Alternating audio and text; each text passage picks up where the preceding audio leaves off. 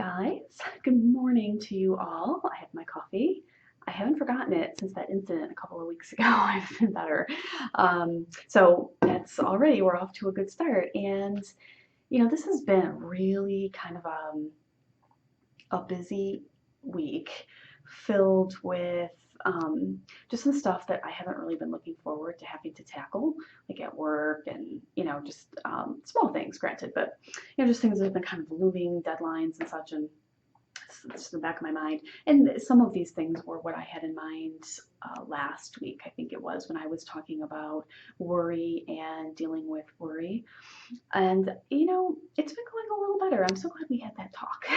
And I got some really nice comments on that video that I really took to heart and carried with me throughout this week, especially over the weekend as I was detailing in my posts from Monday and Tuesday about the dance performance that I had on Saturday, just trying not to worry ahead of the actual things that I had to do. And it gave me a really warm feeling on Saturday, and I had a really good experience, as you've probably read, and that joy and happiness and solace that I gathered together on Saturday, I've really carried with me through the beginning of this week as I've been dealing with some of the things on my to-do list that have been not nearly as fun, but I've been knocking them out, and it's just been warming my heart.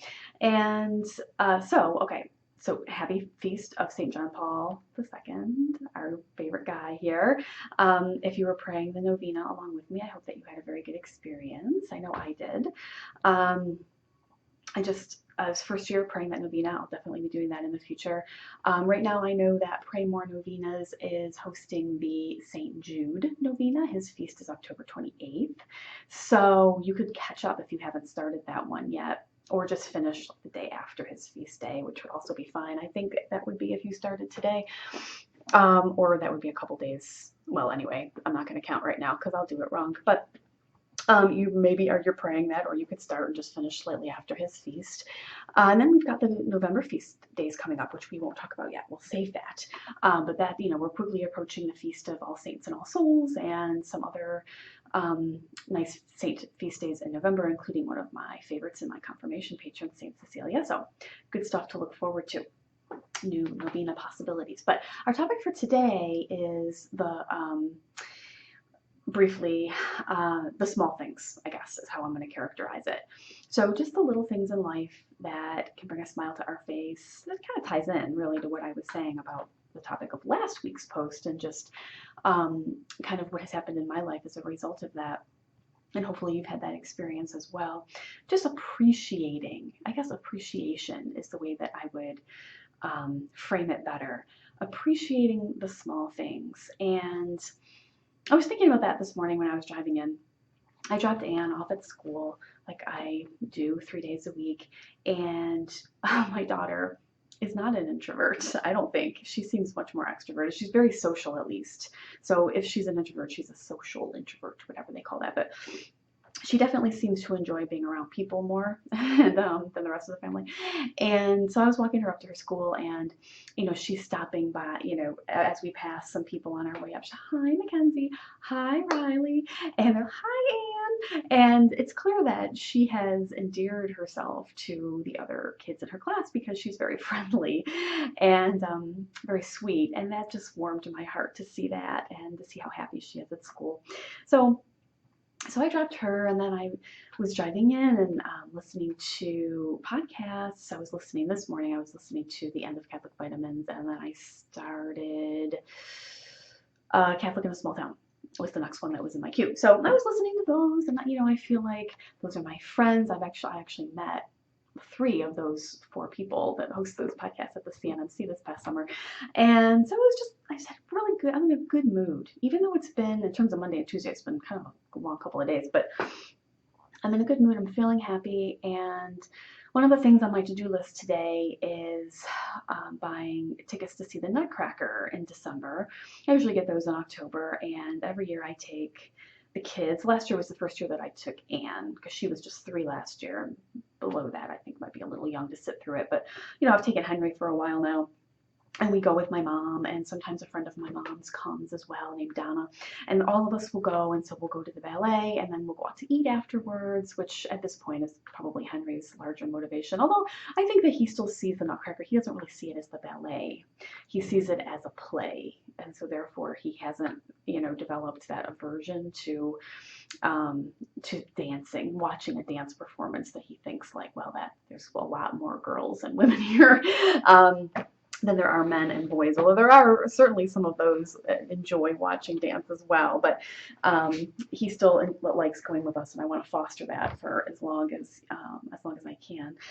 And I think an appreciation for the arts is just so important, and whichever it is that you enjoy.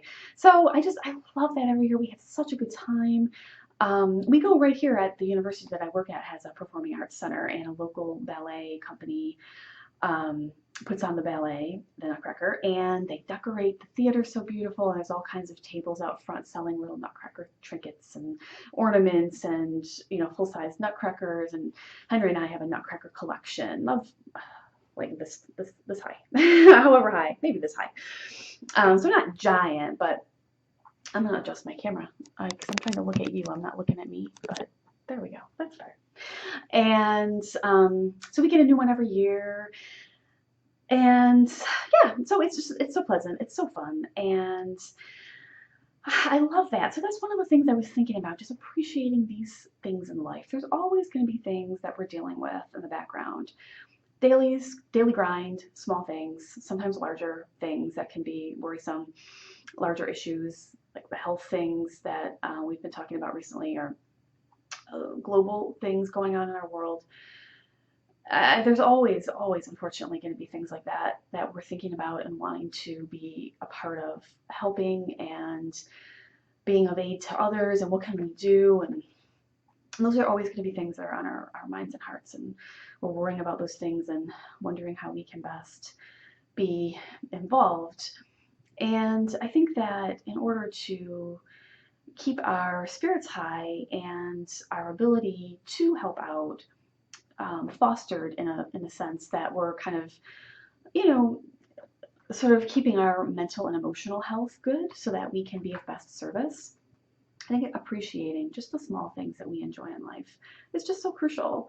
So all of you, my community of friends and family, and my dancing, and just things like these things with my kids, and taking Anne to school and smiling at how she interacts with the other kids, and taking Henry and her and my mom to the Nutcracker, and and we're planning on Mike and I taking the kids out to dinner. We were just talking about that this morning, where we want to go, and I treasure those things. Those are just those memories are what really matter to me. When it comes to work and just the things that I do here every day, I can't distinguish one day from another most of the time. They all run together, and that's okay, because it's just I do what I need to do and get those things done, and that's that. But I remember the things that are truly, truly meaningful to me. Sometimes I remember classes that I've taught because I've had a good experience in terms of work. But usually these are things that involve our family and friends. And I've been trying to keep in mind to just truly treasure those things and use them to keep us moving forward in what we can do in terms of those endeavors, as well as things that are a little bit more challenging to deal with, but where we can really be of service. So what do you think about that? What are the small things that you treasure in your daily life? Do you have any traditions coming up as we approach the holidays that you consider small things, but that you really, really enjoy and love doing? So write in and tell me all about it. And until then, I will sign off and talk to y'all soon. Bye.